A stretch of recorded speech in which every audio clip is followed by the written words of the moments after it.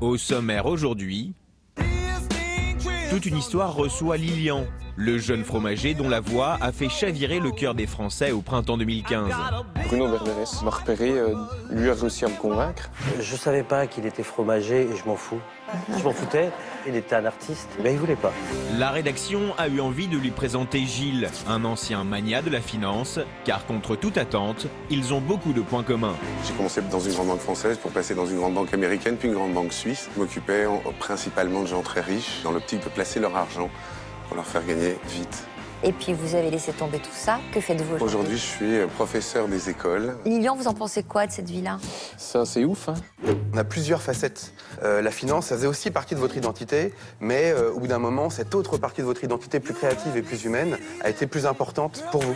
Moi, en tant que fromager, c'était moi aussi. Oui, voilà. J'ai pas peur de le dire. Et ce que je fais aujourd'hui, c'est moi aussi. Il a trouvé son talent. C'est déjà une grande chance dans la vie. C'est grâce à lui que je suis passée en 6e.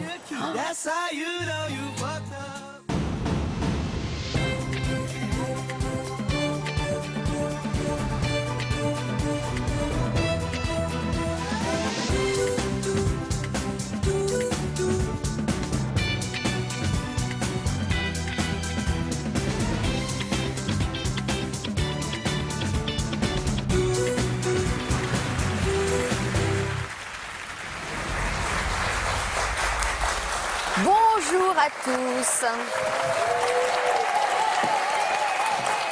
Aujourd'hui, c'est deux parcours de vie hors du commun que nous allons vous présenter. Ils ne se connaissent pas, mais leur vie a complètement changé du jour au lendemain. Nous avons décidé de les réunir car nous allons voir qu'ils ont beaucoup de points communs. L'un des deux ne vous est pas inconnu, il s'agit de Lilian Renaud. Le grand gagnant de la saison dernière d'un célèbre télécrochet. À ses côtés, Gilles. Bonjour à tous les deux. Merci d'avoir accepté notre invitation. Et puis en face, Samuel Mergui, notre psychologue rocker. Non? Vous ne pas rocker? Oui. Un petit peu rocker. Et là, pour commenter ces deux chemins de vie, est-ce que vous allez bien, Samuel? Oui, je vais très bien, et vous, ça va? Pas mal. Et vous aussi? Bon, alors, tout va bien. Bonjour Lilian. Bonjour. Alors Lilian, le 25 avril dernier, votre vie a pris un drôle de tournant puisque vous avez remporté la victoire d'un jeu télévisé avec 52% des voix, s'il vous plaît, ce qui est beaucoup, hein, on peut l'applaudir, c'est un beau score.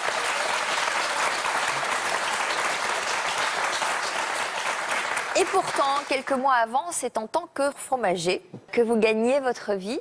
On voit d'ailleurs derrière moi les images de cette fromagerie. Ça se passait où ? Ça se passait dans le Haut-Doubs. Alors, c'est quoi la spécialité fromagère du Haut-Doubs? Ah ben, la spécialité chez nous, c'est le comté. Et puis on fabrique aussi du Morbier, du Mont d'Or. Voilà. Et du Bleu de Gex dans le Jura. Il y a un drôle d'accent dans le Haut-Doubs. Ouais, il y a un accent assez, un accent assez prononcé, mais moi je l'aime bien. Vous essayez de le gommer, cet accent, ou pas? Non, surtout pas. Non, je veux pas le gommer. Et puis pourquoi? Et puis de toute façon, j'y arriverai pas. Donc autant le garder. Vous êtes issu d'une famille nombreuse?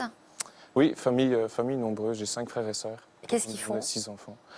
Alors, si je peux vous dire les 5, si vous voulez. Bah oui. Donc le plus grand est programmateur sur des machines à commande numérique qui fabriquent des boîtiers de montres et voilà, dans l'horlogerie. Le deuxième est dessinateur professionnel. Le troisième est artisan à son compte, il est charpentier, couvreur, zingueur. Ma grande sœur est secrétaire comptable et ma petite sœur vient d'avoir son concours d'aide médico-psychologique. Voilà. Oh, c'est bien, les 5 Donc enfants c'est assez travaillent. diversifié, voilà, les 5 travaillent. Ouais. D'accord. Et tout le monde est resté au pays? En Tout le monde est resté au Franche-Comté? pays, ouais. Ouais. Ouais, on est tous dans un diamètre de 50 km, quoi. Qu'est-ce qui vous plaisait le plus dans votre métier de fromager? Ce qui me plaisait le plus, c'était je trouve que c'est un métier qui est noble parce que ce qui me plaisait le plus, c'était de valoriser le lait, voilà, le métier des agriculteurs, qui est un métier dur et un travail très prenant. Et c'est des gens passionnés. Et moi, j'aimais transformer le lait pour faire des fromages. C'est cette production de fromage qui faisait vivre les agriculteurs aussi. Donc voilà, c'était ce qui me plaisait, c'était ce système coopératif où en fait on travaille tous les uns avec les autres, voilà. Et parallèlement, vous aviez une autre passion depuis tout petit. Oui, depuis tout petit, donc j'avais cette passion pour la musique. Voilà. Ouais, ouais. Vous Donc, jouiez d'un instrument? oui, j'ai fait de la batterie très très tôt, ouais, grâce à mon grand frère qui avait une batterie et qui jouait dans un groupe. Voilà. Et puis je me suis mis à chanter vers l'âge de 10 ans assez vite. J'ai découvert que je savais chanter et donc je me suis mis à la guitare à, je dirais, à 16-17 ans pour accompagner le chant en fait. Qu'est-ce que vous Voilà. chantiez à l'âge de 10 ans? À l'âge de 10 ans, qu'est-ce que je chantais je chantais peut-être déjà des chansons de Cabrel. Ça se trouve. Déjà? Ouais, déjà, je crois, ouais. Un peu tout ce que je pouvais écouter. C'était quand même plus rock'n'roll parce que mes frangins étaient quand même bien axés rock voilà, un peu de tout en fait. Est-ce que ça vous arrivait de vous produire avec un groupe ou de chanter lors d'événements particuliers? Oui, bien sûr.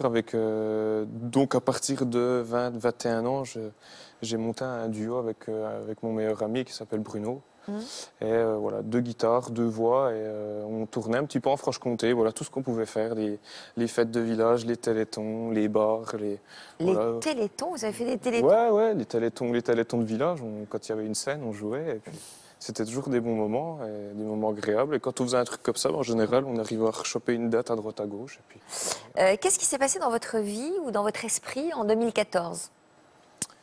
Dans mon esprit, alors c'est même pas qu'en 2014, hein, c'est même bien avant, j'avais toujours l'idée, j'avais vu sur Internet une école et qui proposait un cursus de chanteur professionnel en fait. Voilà, un cursus qu'il n'y avait pas dans les autres écoles. Et puis, Mais vous en parliez chez vous de cette passion de la musique? On vous disait quoi? oui.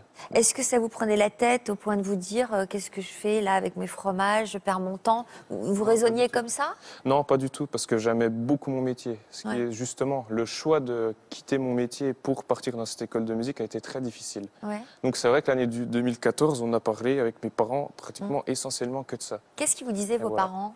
Ils vous conseillaient quoi eux? Mes parents ils me conseillaient presque de faire cette école. Ouais. Ah oui. Ouais. Ils vous étaient disaient très fiers ils vous disaient d'aller au bout de votre rêve? Ouais, tout à fait. Ouais. Oui, ils m'ont quand même.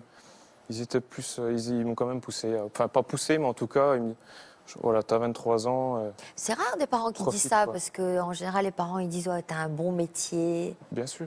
J'avais l'impression qu'ils ressentaient peut-être un potentiel, et puis ils voyaient bien que j'en avais au fond de moi très envie, quoi. Ouais. Donc non, ils m'ont quand même plus poussé à le faire. Gilles, on ne vous a pas encore présenté, mais avant, dites-nous un petit mot sur cette histoire. Vous en pensez quoi de son parcours, de cette décision, de cette envie d'aller au bout de ses rêves? Je suis impressionné par sa maturité compte tenu de son âge déjà. Personnellement, je pense que pour l'avoir entendu et écouté, il a trouvé son talent. Donc à partir du moment où on est dans son talent, c'est déjà une grande chance dans la vie. Et il l'a. Et puis je tenais à dire que, bon, je suis nettement plus vieux, et en fait, il a chanté Jeff Buckley, Alléluia, de manière magnifique. Et il m'a beaucoup impressionné. Alors j'ai trouvé ça génial qu'un jeune reprenne des titres. Il est très connu, Alléluia, mais c'était vraiment magnifique. Voilà, donc bravo, parce que bon, après, la voix est tracée, donc tu gardes la tête sur les épaules. Merci, c'est gentil. Alors vous aussi, vous avez fait un changement de vie assez radical. Quel était votre premier métier? Je suis rentré dans la finance, en fait, en 94, où j'ai commencé par m'occuper d'entreprises. Là, c'était, je dirais, la vraie finance, celle qui finance les entreprises. Et puis à la suite de ça, je suis rentré sur les marchés financiers, où là, on rentre dans un autre monde, le monde de la bourse, et où là, pour des grandes banques françaises, les choses se sont enchaînées très vite, parce que c'était en pleine bulle Internet, une période où tous les cours s'envolaient littéralement. Et j'ai commencé dans une grande banque française pour passer dans une grande banque américaine, puis une grande banque suisse, et où je m'occupais principalement de gens très riches, et dans l'optique de placer leur argent pour leur faire gagner vite. Donc ça veut dire que vous avez gagné beaucoup d'argent, que vous avez connu une vie très luxueuse, que vous avez beaucoup voyagé, et puis vous avez laissé tomber tout ça pour faire quoi? Que faites-vous aujourd'hui? Aujourd'hui, je suis professeur des écoles, instituteur, comme on disait avant. Je fais ce métier à mi-temps parce que je souhaite m'occuper de mes enfants. Et j'en ai eu 2 consécutivement. Et puis, parallèlement, je réalise des films. Voilà. Alors, pour mieux comprendre ce cheminement qui vous a fait radicalement changer de voie, on va remonter le fil du temps. C'est un événement marquant de votre enfance qui a orienté votre début de carrière et votre premier choix. Qu'est-ce qui s'est passé? Quand j'étais enfant, j'avais une dizaine d'années. En fait, les huissiers sont venus chez moi. J'étais seul, je suis enfant unique. Et j'étais seul à la maison. Et les huissiers, j'ai ouvert à des huissiers qui ont commencé à embarquer des choses chez moi. Et mon père avait monté une société de vente par correspondance qui a malheureusement fait faillite. Et non seulement ce jour-là m'a beaucoup marqué, mais aussi la manière dont ça a impacté mon père, qui après s'en est remis, mais c'était pas évident à cette époque-là. Donc vous vous êtes fait une promesse à ce moment-là. Qu'est-ce que vous êtes dit? Oui, je me suis dit à ce moment-là que je voulais pas connaître ça, pas ce genre de soucis. Et puis, on était dans une famille où le rapport à l'argent, c'était une famille bohème, était un peu flou. Et voilà, je voulais me confronter à des métiers d'argent, voir ce que c'était au cœur de la machine, quoi. Alors, à quel âge vous avez commencé à travailler dans l'univers de la finance? À mon retour du service militaire que j'ai fait en Martinique, à 24 ans. Par les rencontres, je suis parti j'ai bifurqué sur les marchés financiers qui sont un petit peu une forme de mythe dans la finance et qui fonctionnent pas comme la finance normale, on pourrait dire. C'est un monde un peu à part quand même. C'était grisant. Bien sûr que c'était grisant. Il y a une espèce de pression. Oui, puis il y a une imagerie, il y a Wall Street, tout ce qu'on veut. Hein, il y a une espèce d'imagerie autour de ça. Donc quand on y arrive, on peut vite se laisser griser. Et puis on gagne beaucoup d'argent, parce qu'on est payé, j'imagine, au pourcentage des... Oui, on est payé, on a un fixe, et puis on a une partie qui est au pourcentage du volume qu'on fait, effectivement. Donc plus vous faites gagner de l'argent à vos clients, mieux vous êtes payé. Oui, alors c'était un petit peu plus compliqué que ça. J'étais pas directement au gain, parce que sinon je serais devenu très riche. Mais parce que j'étais en pleine bulle d'Internet, et j'ai vraiment des clients à qui j'étais avec une collègue, Anne, avec laquelle on faisait vraiment gagner des sommes faramineuses à nos clients. Je me souviens, il y en avait un qui a doublé son capital en un an. Ouais. Alors, vous parliez de cette collègue avec laquelle vous avez fait fleurir les fortunes de vos clients. Elle s'appelait Anne. Et justement, nous avons un message surprise, peut-être, de cette personne que vous aviez connue à l'époque. On écoute. Coucou Gilles, écoute, moi je suis toujours dans la finance. Nous avons commencé à travailler ensemble, je pense que tu t'en souviens, en 98. Nous avons travaillé 2 ans ensemble.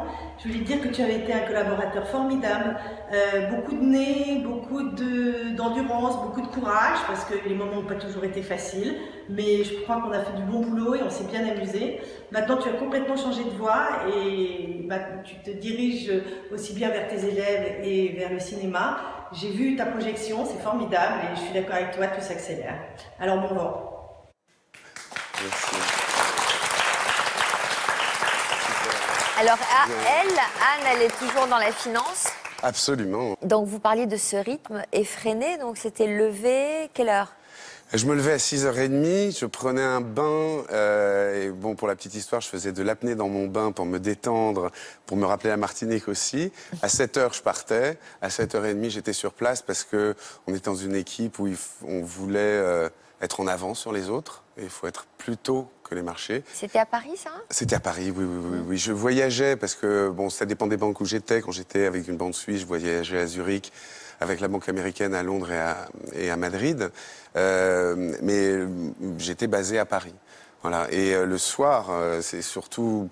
Je travaillais jusqu'à la fermeture du Nasdaq, qui était à 10h30. Donc je quittais le travail au minimum à 10h30, avec des clients qui m'appelaient toute la soirée pour savoir ce qui se passait. Et je travaillais le dimanche. Enfin, je travaillais tout le temps. Voilà. Mais ce qui m'a marqué beaucoup, c'est le souci que causait cet argent à tous ces gens extrêmement riches. Comme quoi, il vaut mieux pas trop en avoir.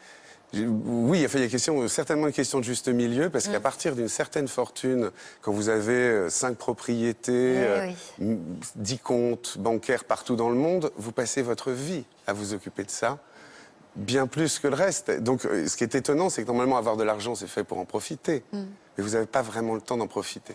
Enfin, alors, on va regarder en image à quoi ressemblait votre vie à cette époque, et puis on en parle après ensemble. Turquie, Égypte, Brésil, en vacances ou à la ville, Gilles voyage partout en business class et descend dans les plus grands palaces du monde. Il faut dire qu'à seulement 32 ans, il a atteint les sommets du monde de la finance. À cette époque, il vit à Paris et travaille sans arrêt. À la clé, une vie de jet-setter durant laquelle il va rencontrer des hommes plus influents les uns que les autres, et participer à des fêtes somptueuses.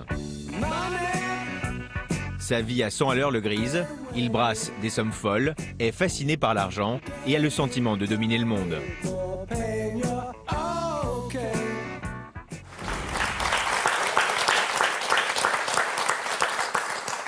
Sentiment de dominer le monde, vous avez vu réagir à tout ça, c'était pas vrai? Non, c'est toujours étonnant de voir tout ce qu'on a fait dans le passé. Vous avez l'impression qu'il s'agit de quelqu'un d'autre? Non, c'est bien moi, effectivement, et ça fait partie de mon histoire. C'est lointain, simplement c'est lointain, on vit très vite, et comme on vit très vite et qu'on a peu de temps, on dépense son argent sur peu de temps, donc on va dans des palaces pour justifier tout le temps qu'on consacre à son travail. Donc voilà. Mais qu'est-ce qui vous manquait en fait? On a l'impression que finalement, consacrer sa vie à des placements d'argent pour en gagner plus, ça nourrit pas la tête, ça nourrit pas humainement? Profondément, ça nourrit pas, oui. C'est vraiment le grand problème. Ça même, ça peut assécher. Ouais. Au niveau... Parce que c'est au détriment de plein d'autres activités? Vous avez vu les horaires dont je parle. Quand vous avez des horaires pareils, vous voyez beaucoup moins vos amis. Je ne parle même pas de votre vie de couple qui est vraiment mise en danger. Et d'ailleurs, elle n'a pas résisté puisque c'était ma précédente compagne avec qui j'étais. Vous en aviez une, donc vous aviez une vie? Ah oui, oui, j'avais une vie de couple, les deux poursuivant des carrières, comme on dit, et bon, se voyant assez peu. C'est vrai que c'est un monde où progressivement, ça prend toute la place et ça manque de sens. On n'a pas de sens. C'est-à-dire de l'argent pour de l'argent, à part égoïstement gagner, mais en soi, qu'est-ce qu'on traite? Où est-ce qu'on peut se dire, voilà, j'ai réussi ça? Bon, si j'ai réussi un gros coup, j'ai fait gagner tant de millions. Ça c'est doit être, que des chiffres. Ça doit être jouissif.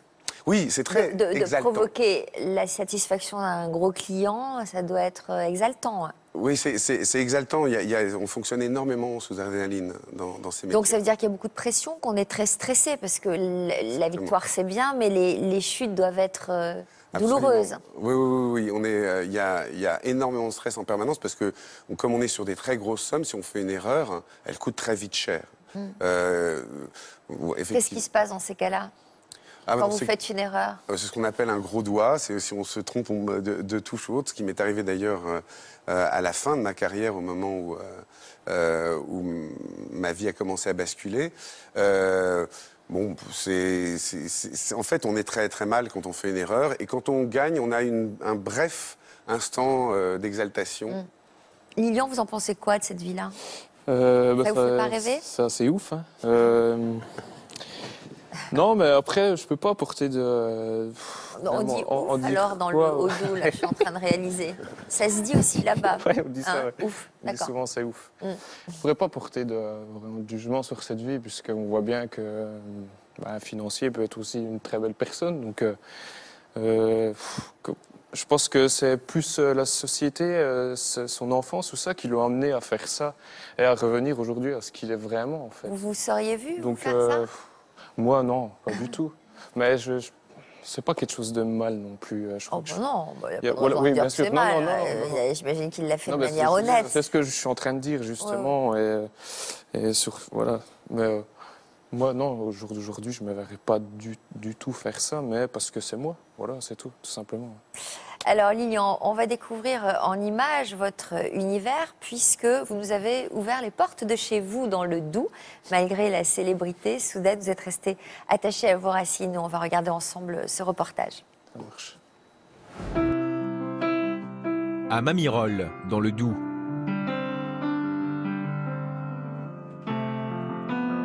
Lilian nous ouvre les portes de la maison familiale dans laquelle il vit toujours. Cette maison, elle représente mon enfance, en fait. Voilà, je suis né ici. Et ça représente un peu tout, voilà, mes racines, et tout ce qui va avec. C'est là que je me sens bien, quoi, bien sûr, ouais. Que je me sens moi, en tout cas.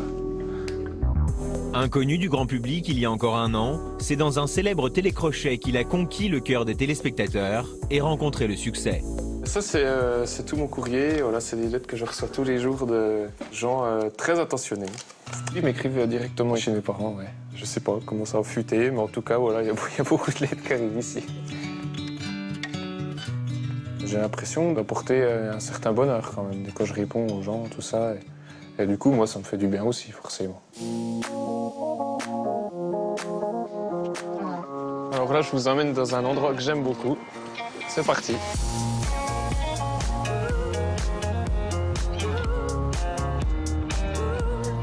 Ben là, je vous emmène dans le Val de Consolation.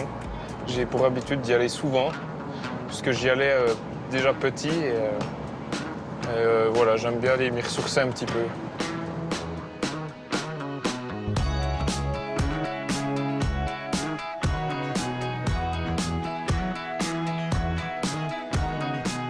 Je suis né ici et puis on m'a quand même éduqué, on m'a donné des valeurs très terre à terre, dont la nature. C'est plutôt, comment dire, ressourçant et ça me donne beaucoup d'idées artistiques.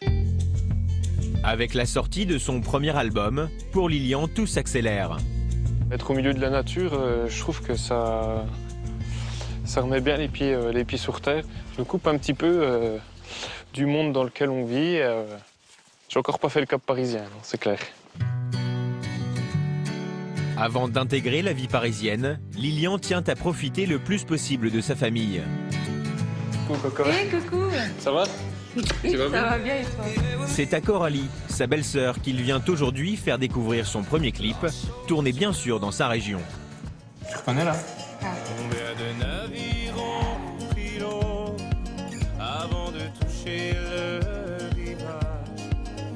C'est magnifique. Ah. Ça ment pas, quoi. Tu peux être fier de Ça ton ment clip. pas. Voilà, oui. C'est important que mes proches soient derrière moi parce que, de toute façon, si j'en suis là, c'est bien sûr aussi grâce à eux. Moi qui l'ai vu dans ses fonctions de fromager, quand on est venu te voir, ça a fait plaisir qu'il ait pris du temps un peu pour lui. Et c'est plus axé sur la musique, quoi. Il était temps.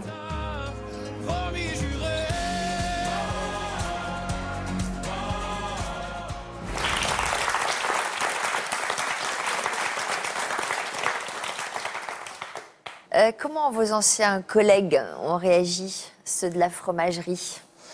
Ouais, ils ont bien, vraiment bien, plus que bien réagi, quoi. Ils étaient super fiers. J'imagine Voilà, qu'ils ont ils participé au vote, ils ont dû se Oh là là. déchaîner pendant l'émission. Ah bah oui, ça a été quelque chose, ouais, ça a été quelque chose.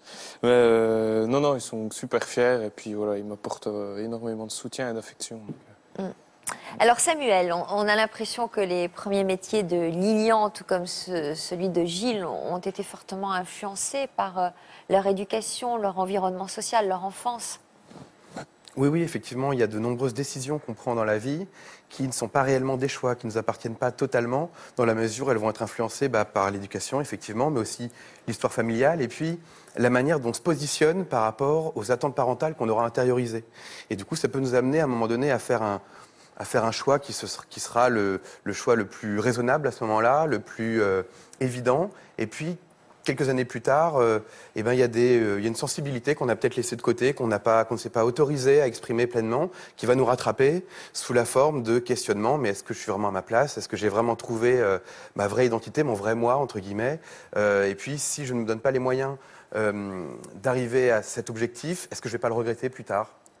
Alors, ce qui est formidable dans le cas de Lilian, c'est que lui, très rapidement, dans sa vie, très jeune, il a pu aller au bout de son rêve à lui. Enfin, ses parents l'ont aidé dans cette voie-là.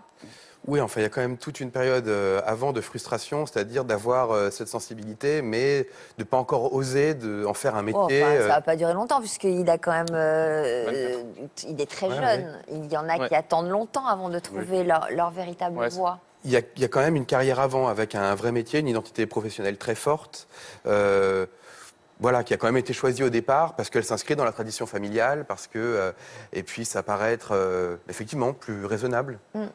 Est-ce qu'à l'inverse, là, on voit l'idée de se trouver vraiment en se reconvertissant, mais est-ce qu'à l'inverse, il peut y avoir une idée de fuite parfois? Ah oui, il peut y avoir une idée de fuite. C'est le cas de la plupart des personnes, finalement, qui envisagent de se reconvertir. C'est effectivement la première question qu'il faut se poser. Est-ce que je suis en train de fuir quelque chose? Je ne suis pas sûr que ce soit votre cas, en tout cas à vous, Lilian.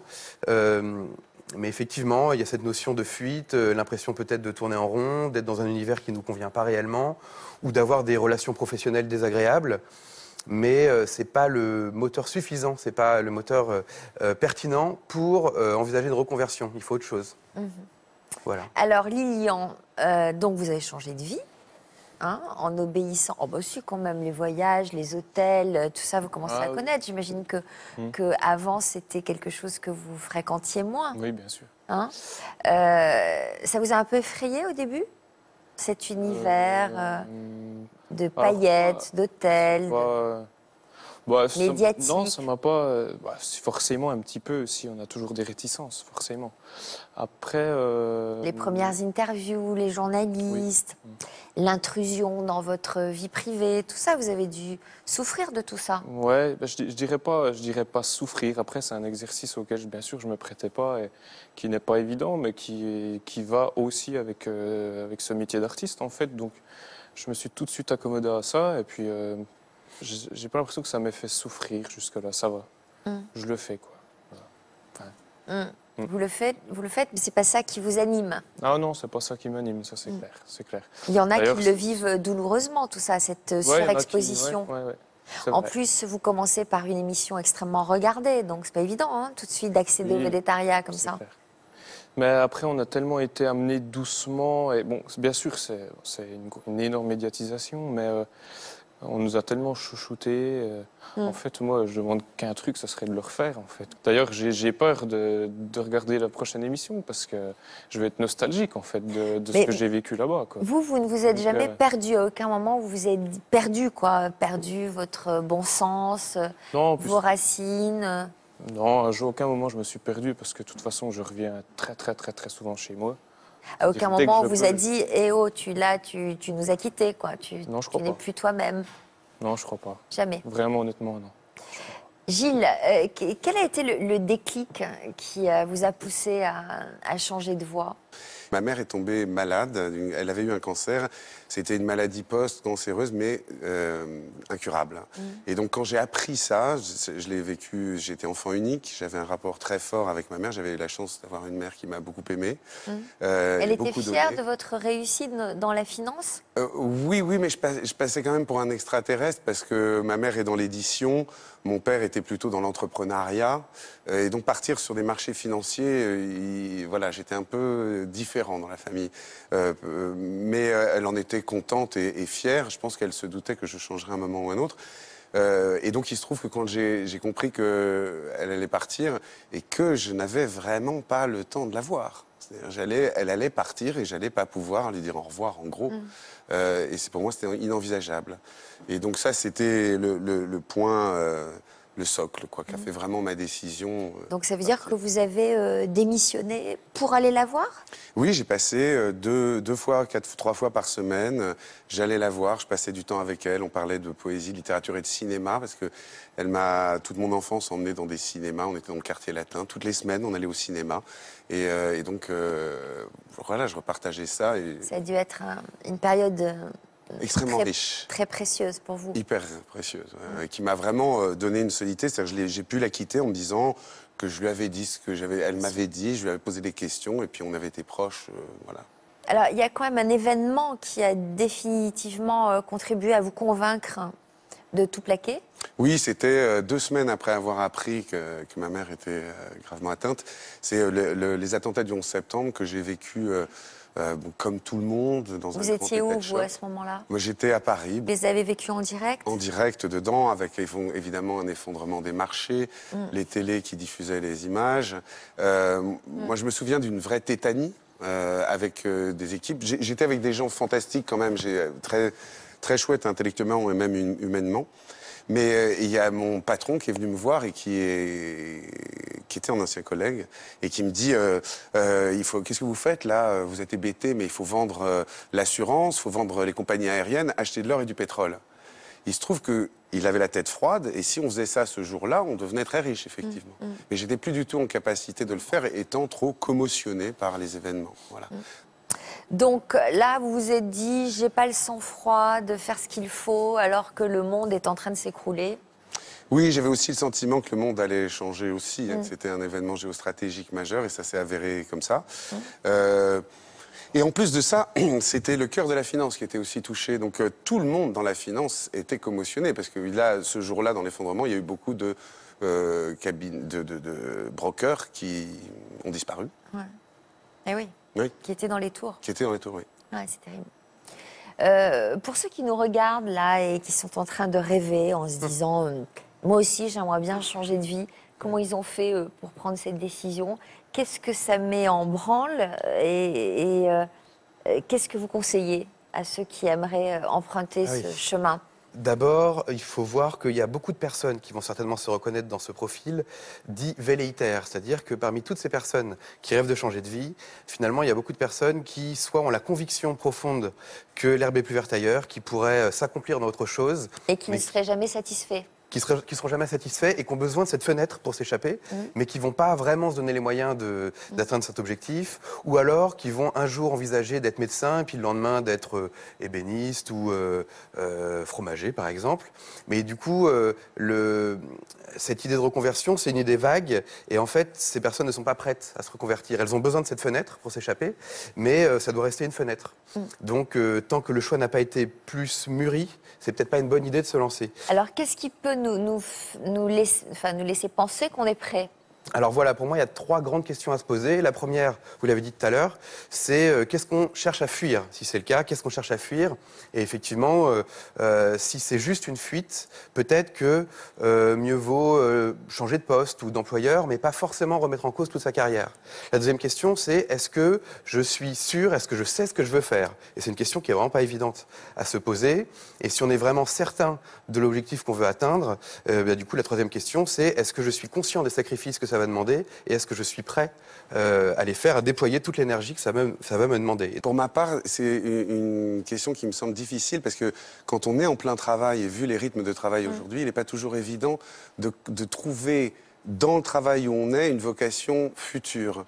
Et je sais que, personnellement, je ne savais pas, le jour où j'ai démissionné de la finance, que vous je allez serais faire. très heureux en tant qu'instituteur. Je ne l'aurais pas nécessairement pensé. C'est-à-dire que vous n'avez pas démissionné dans le but précis de faire autre chose. Vous avez démissionné parce que vous étiez mal, quoi. Oui, mais si, il y avait... Enfin, dans ma passion, c'est l'écriture, en fait. J'ai fait des scénarios, j'ai écrit aussi les films que je réalise. C'était ça, ma passion. Oui, parce qu'au moment où cette question intervient, c'est souvent sous cette forme-là. Quel est mon vrai moi? Or, ça impliquerait l'idée qu'il y aurait un faux moi. Et en fait, non. On a plusieurs facettes. Et du coup, on voit notamment dans votre cas à vous que finalement, la finance, ça faisait aussi partie de votre identité. Mais au bout d'un moment, cette autre partie de votre identité plus créative et plus humaine a été plus importante pour vous. On a plusieurs facettes selon les étapes de sa vie aussi. Exactement. Selon son âge, sa maturité, et les envies peuvent évoluer. Selon ses besoins. Là, en l'occurrence, dans votre cas, il y avait probablement un besoin de réparer l'histoire familiale avec ce rapport aux huissiers, à l'argent dont on a peur de manquer. Et puis, au bout d'un moment, voilà, vous en avez, mais voilà, ça y est, ce besoin de réparation, au bout d'un moment, il est périmé. Puis à un moment donné, c'est le corps qui parle, tout simplement. En fait. Moi, je pense que le corps, c'est le meilleur... toute notre vie, on cherche à être qui on est vraiment. Déjà, il faut accepter qui on est. C'est la première des choses, je pense. Tout simplement, avant de penser à je vais faire ça parce que je pourrais faire ça ou machin. C'est déjà accepter qui on est. Et après, suivant où on se trouve, ce qu'on fait, le corps nous dit très bien de lui-même si t'es bien ou pas. Alors, il vous disait quoi, votre corps, quand vous étiez dans la fromage? Moi, j'étais super bien, moi. Ah bon, bah alors? Ah non, moi, ça se passait bien. Bon, forcément, un peu de pression, un peu de stress. Moi, en tant que fromager, c'était moi aussi. Voilà. Oui, voilà. J'ai pas peur de le dire. Et ce que je fais aujourd'hui, c'est moi aussi. Il est trop mignon. J'ai les mêmes sensations. Non, mais c'est vrai. C'est vrai que vous êtes attachant, mais effectivement, moi, la question qui me taraude depuis tout à l'heure, c'est effectivement, on voit que dans votre cas, à vous, Gilles, il y avait probablement une dimension addictive, un peu comme les personnes qui vont être accros aux jeux ou aux machines à sous. Dans votre cas, à vous, Lilian, il y avait ce savoir-faire qui n'est plus remis en question. Au bout d'un moment, vous savez que vous êtes compétent, a priori des relations professionnelles assez enrichissantes, enfin, un univers plutôt rassurant, plutôt sécurisant. Et dans les deux cas, moi, ce que je me demande, c'est est-ce que parfois, vu que choisir, c'est renoncer, qu'il y a un deuil à faire, est-ce que parfois ça vous manque? Honnêtement? Mais c'est une très bonne question, Samuel. Mais je suis psychologue. Honnêtement, oui. Ça vous manque? Ah, mais ça m'arrive, oui. Ça m'arrive de... C'est une très bonne question. Bien sûr. Il y a des fois, ça me manque un petit peu, carrément. Qu'est-ce qui vous manque? Ce côté, Alors, est-ce que dans ces moments-là, vous allez vous acheter manuel où je me un bout de comté? Non, mais Non, mais je ne sais pas comment l'expliquer. Bien sûr que des fois, ça me manque. Qu'est-ce qui vous manque précisément? Ce métier manuel, professionnel, cette fierté de créer quelque chose de ses mains, de tout ça, en fait, tout cet univers. Et puis, bien sûr, mon coin de nature très tranquille, que je ne retrouve pas ici, voilà. et qui est aujourd'hui, moi, mon plus gros poids. Honnêtement, hein, mon plus gros poids aujourd'hui, c'est Paris, c'est ça, quoi. Et du coup, voilà, moi, je traversais une petite colline pour aller de chez moi à mon boulot. Je revenais pareil. Enfin, il n'y avait personne qui venait m'embêter. C'était bien. Pourquoi vous pouvez faire votre métier en habitant là-bas? Ouais, j'ai plus trop le temps, là. Gilles? Je répète qu'il est assez étonnant de maturité, mais il y a le côté de l'ancrage à la nature, ça s'est vu dans le reportage. Personnellement, je suis un Parisien et quand j'ai vécu en Martinique au contact de la nature, j'ai eu une découverte, comme une illumination sur le bien-être et l'ancrage que ça peut donner. Et on sent chez toi une force que ça te donne, j'imagine, cette nature dans laquelle tu as vécu toute ton enfance. Et vous, ça vous manque, Gilles? La finance? Oui, la finance, la nature, je croyais que vous disiez oui. Je vis à Paris, la finance, non. Pas du tout. Non. Même le côté, l'adrénaline, le bling-bling, l'argent qui tombe, avec les montagnes russes, ce stress à la fois. Non, objectivement, ça me... Non, parce que j'ai quand même une vie, malgré le fait que je sois prof, comme je fais des films, que j'écris, j'ai une vie aussi, encore sous adrénaline. D'ailleurs, j'essaye de calmer le jeu. Non, ça me manque pas vraiment. La seule chose, c'est évidemment quand on va retrouver des amis et qu'on va dans les appartements gigantesques qu'ils ont pu se payer avec tout l'argent gagné pendant des années et des années, on se dit « Ah, oui, j'aurais pu... mais bon, c'est pas ce qui vous motive, apparemment. Ça s'arrête là. Et d'autant plus que c'est une phrase que je fais souvent avec mes élèves et qui donne d'ailleurs des débats très riches. C'est une phrase de Montesquieu qui dit « Si on ne voulait être qu'heureux, cela serait bientôt fait. Mais on va être plus heureux que les autres.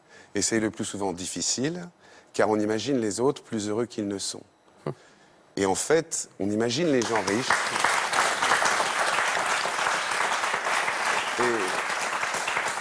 On imagine les gens riches souvent beaucoup plus heureux qu'ils ne sont. Voilà.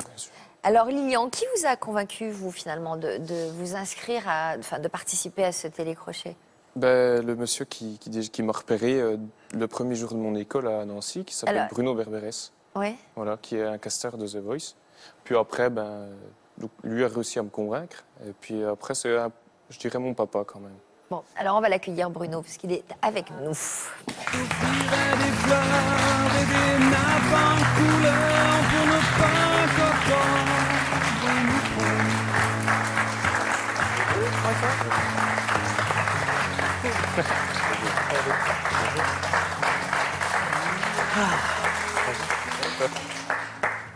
Alors c'est donc vous qui l'avez repéré, Lilian. Racontez-nous comment ça s'est passé, c'était où, comment, dans quelles circonstances?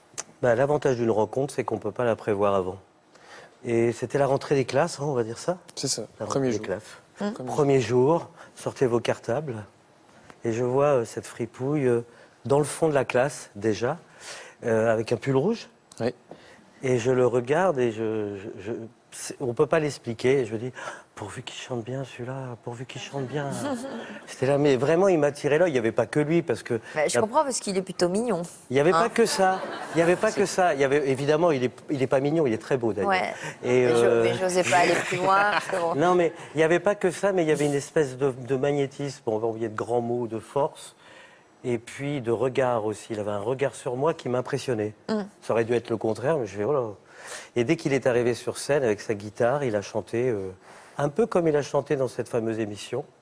Et là, je me suis dit, bon, je l'ai filmé avec mon smartphone. Tout de suite, et vous avez su? Je l'ai envoyé directement à la prod. Ouais. Et direct, j'ai fait, je crois qu'on tient quelque chose. Et quand j'ai dit je crois, c'est pour pas être arrogant. Et voilà. Et après, il m'en a fait voir un petit peu. Hein. Il m'en a fait voir pendant 2 mois. Parce que je sentais, puis en plus... je savais pas qu'il était fromager et je m'en fous. Je m'en foutais. Il aurait pu être tout ce que vous voulez, un style, etc. L'essentiel, c'est qu'il était ce qu'il était. Il était un artiste avec un grand A. Et je le voulais. Mais je le voulais. Et je voulais presque... c'est difficile de dire ça, mais le bonheur à sa place. C'est-à-dire, mais il va pas me refuser ça. Enfin, il veut être chanteur. Là, je vais l'emmener dans un endroit peut-être un petit peu avec quelques encombres. Mais la fin sera belle, parce que ça, j'en étais persuadé. Et ben, il ne voulait pas. J'ai abandonné, et puis là, le miracle s'est produit. C'est papa, quoi. Et papa, je pense qu'il aurait déçu son père, c'est ça? Pourquoi vous Alors, mon hésitiez? papa ne m'a pas, je tiens à dire que jamais il m'a dit il faut que tu fasses l'émission. C'est juste quand je lui ai annoncé que j'avais pris la décision de ne pas le faire. Pourquoi vous ne vouliez pas le J'ai faire? vu quelque chose dans son regard d'assez. J'avais peur, tout simplement. J'avais des a priori, j'avais peur des caméras, j'avais peur du monde qu'il pouvait y avoir là-bas. J'avais pas envie d'aller à Paris. Pas du À ce tout. moment-là, Lilian, il avait exactement peur de ce qu'il est en train de vivre à ce moment-là. Aujourd'hui, là, maintenant, il avait peur de ça. Bon, tu vois, la je dame comprends en est même temps. gentille, tout va bien. Mais en fait, Le monsieur là-bas, ça va. au fond de moi, je savais depuis le début que j'en avais très envie. De toute façon, c'est la vérité, elle est là. Mais Oui, mais souvent, j'avais ce dont peur. C'est on a juste le la peur. plus envie fait peur. C'est normal. Bah On a oui. peur d'être déçu, on a Et à peur de ne partir pas du être à la moment où il n'y hauteur. a que la peur qui fait barrière, je pense qu'il faut savoir affronter ça parce que la peur est omniprésente en fait. En fin de compte, vous avez reçu il n'y a pas si longtemps un chanteur ici, qui s'appelle Emmanuel Moir. Et j'ai eu le même choc que le premier jour où j'ai vu Manu. Ouais. Maintenant que vous le connaissez, vous comprenez pourquoi. Ouais. Et Lilian, pour moi, c'est la même famille d'authenticité, d'artistes vrais. Et je sais qu'il est rentré dans le cœur des gens, et je sais que c'est pour ça que sa carrière sera longue. Parce que on a envie de l'avoir comme pote, comme frangin. Arrête de me regarder comme ça, tu peux sourire. Et il a ce côté aussi très sérieux des fois. Alors, Et donc- Lilian, le 13 novembre dernier, vous avez sorti votre tout premier album qui s'intitule Le bruit de l'aube. C'est joli ce titre. C'est ça. On va écouter un morceau. Combien de larmes, combien d'années de malheur faut-il pour que mon cœur s'enflamme, pour enfin ne plus avoir peur? Explose mon cœur, explose mon âme, rester dans le noir tout seul, pour enfin ne plus avoir peur. Un mélange de Cabrel et de Rock Voisine. Hein? Il y a de tout. Il a une voix très liturgique. C'est beau en tout cas. De quoi parlent vos textes?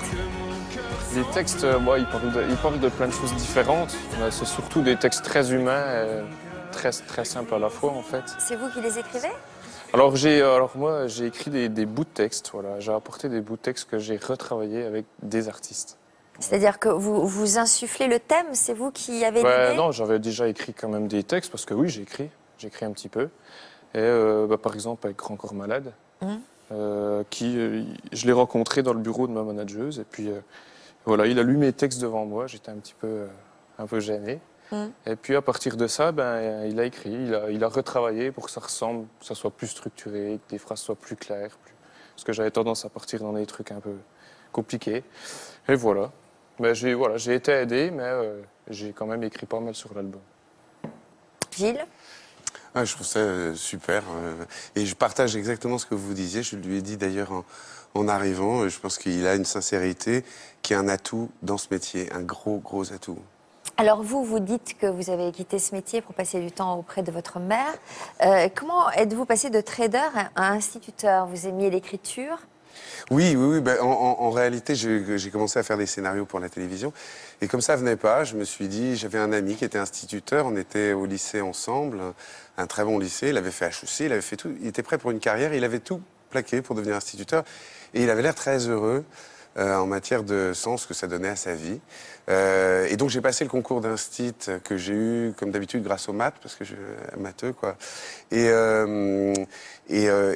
quand j'ai commencé, la même année où j'écrivais mon scénario, l'IEFM, qui est l'Institut des formateurs, de formation des maîtres, là, j'ai commencé à me découvrir des enfants, découvrir ce que c'était que ce métier et à quel point il était gratifiant. Gratifiant. Alors, vous êtes un matheux, mais vous aimez écrire, donc vous avez beaucoup de cordes à votre arc. Oui. Enfin, disons que toutes mes études, c'était les maths. Voilà, parce que ça aide dans les études. Mais c'est vrai que je suis aussi passionné d'écriture. Donc, vous avez ressenti quoi la première fois que vous vous êtes retrouvé face à des élèves? Mon premier stage, c'était dans le 19e, une classe de petite section, des tout petits bouts de choux. C'était une journée où j'avais pas d'ATSEM, c'est la personne qui aide l'instituteur ou le professeur. Et donc j'étais seul et j'avais décidé de faire un travail avec de l'encre. j'avais pas d'expérience. Et c'était des enfants de 2 à 3 ans, donc. Et ça c'est parti complètement en sucette, ça a été terrifiant. Je courais partout dans la classe, il y avait de l'encre partout, ils étaient tachés, je savais que les parents, le soir, bon. Et là, j'ai repensé d'ailleurs au salon Lambrisé de la place Vendôme en me disant « Oh là là, qu'est-ce que tu as fait ?» Mais dès le lendemain, c'était oublié, parce que dès le lendemain, je trouvais dans le regard de l'enfant le rapport qu'il y a avec vous.